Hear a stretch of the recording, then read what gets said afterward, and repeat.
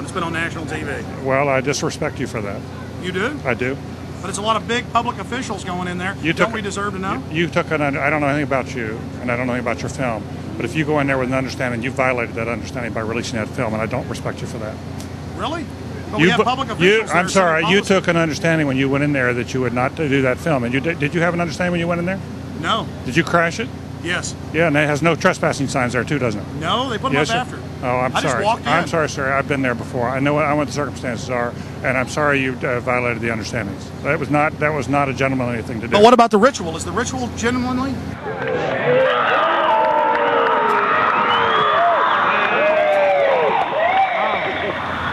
Sir, everything I don't owe you this comment. I know. I appreciate it. This is what's called ambush journalism, and I disrespect you for that as well. So thank you and goodbye. Been in the ritual? It's none of your damn business. Oh, that's right. Listen. You go around and make understandings with people and violate them. You ambush people on the streets, and that's inappropriate form of journalism. If you wish to practice that, that's fine, but don't ask others to respect you for it. If you want to, you can do. You're a free American, like anything you want. If you want to be uncivil and rude and ungentlemanly, that's up to you. But don't expect the rest of us to say, "Oh well, you're there, Mr. Gergen." I'm sorry, nobody sets policy in there. We try to be gentlemen, and obviously, you don't belong there. Weaving spiders come out here. Yeah, that is a three-pointer. Woo! You don't want to mess with these people. You really don't know. These are in the United States. We have the mafia, which is pretty mean group. The Illuminati put the mafia in the shade. Oh, really? And almost everyone that learns about what I do says, "Why are you still alive?"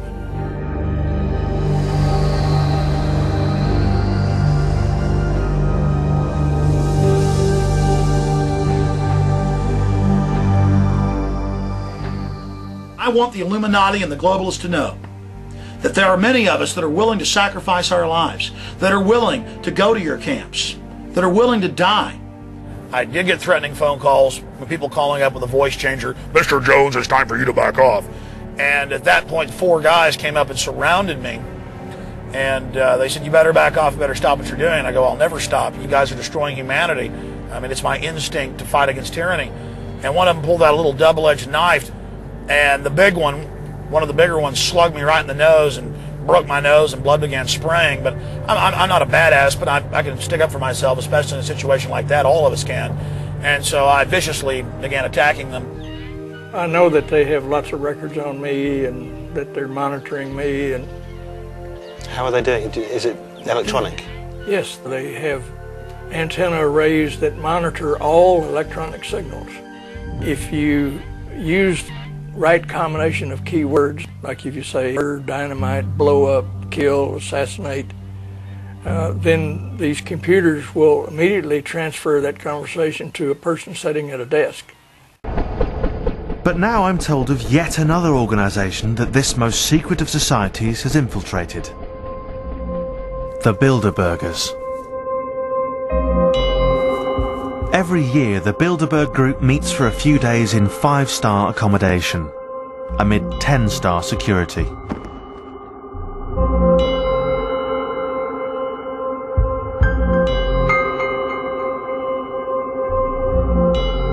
The Bilderbergers held their first meeting in 1954 in a small Dutch town, in the Bilderberg Hotel. Since then, their annual meetings have attracted many of the most powerful men and women on the planet. These guys really do run the world. Lords and the heads of the biggest banking dynasties, and Dutch and British royalty, and Rockefellers, and secretaries of states, and UN secretary generals, and German chancellors, and the head of the House of Saudi going and attending this meeting. Many believe that the Bilderbergers form the most powerful organization of all, that they are the Illuminati in disguise.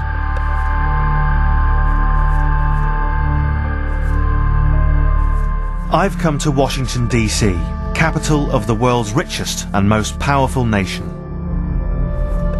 But how much of its power lies with the Illuminati infiltrators of the Bilderberg Group? American Free Press journalist Jim Tucker has battled the Bilderbergers for most of his life. He also battles those who don't share his less than flattering view of them. What the hell do you mean, innocuous group? You think they're getting together to play pinochle? If you had the brains God promised at Grindstone, you'd be all over this damn story. You're a journalistic whore. Bye. Bilderberg's motivation is to control the entire world. They're drunk with power. And they see themselves as masters of the globe. It's their plantation. We're their slaves. And the secrecy with which the Bilderbergers surround themselves generates endless suspicion. You have the people who are making public policy outside the purview of the public.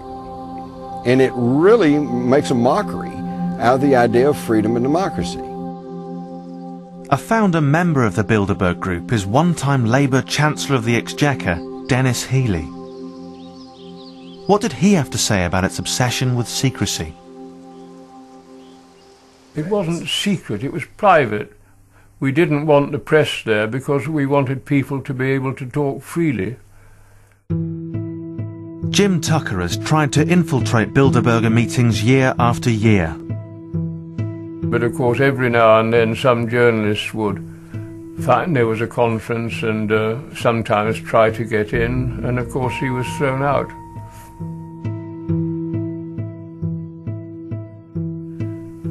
And of course there were people of utter unimportance. Dennis Healey is cute. He is real cute. They don't meet to play pinochle for 3 days. If they didn't have impact on public policy, they wouldn't bother meeting. Absolute bunkum. I've never heard such nonsense. Tony Blair attended the Bilderberg meeting before he became Prime Minister. Bill Clinton attended the Bilderberg meeting before he became President of the United States. And it's significant that they attended before the Before. meeting, so it's kind of like... They're vetted to become, to be allowed to become the leaders of their nation. That is utter bunkum again. They decide who will go to war, where the wars will be, how long the wars will last, who will finance the wars. Bunkum. I've never heard such crap in my whole life. But Galen Ross doesn't think it's bunkum or crap. Look like. He's compiled a book listing the names of the secret rulers of the world. It includes the Bilderbergers. I published the first edition of Who's Who of the Elite.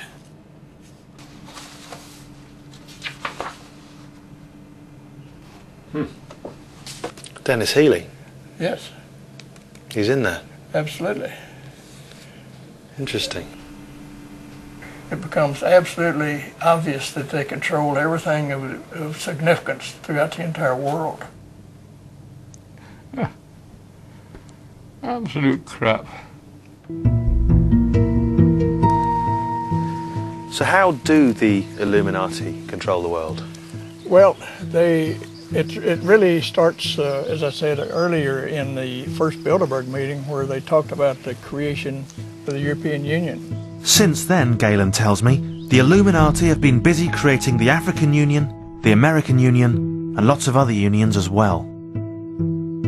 He says they're stepping stones to their great goal of the global union, which will come into being around 2010. So it's all already in place, you're saying? It's all in place, and it will be complete domination of the entire world, politically and economically. There'll be no sovereignty anywhere.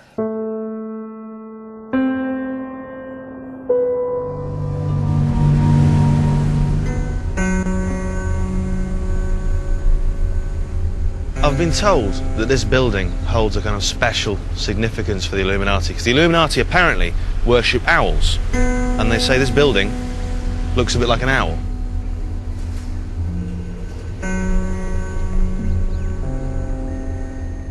So, what is this building? Well, it's a new building in Austin. It's the Frost Bank building. But the two circles on each side of the beak and then the crown, that's the crest of the owl's horns. It's got the eyes, it's got the beak. It's an owl. And it's kind of like the Illuminati mascot, one of their mascots. The Skull and Bones is one. The other is the owl.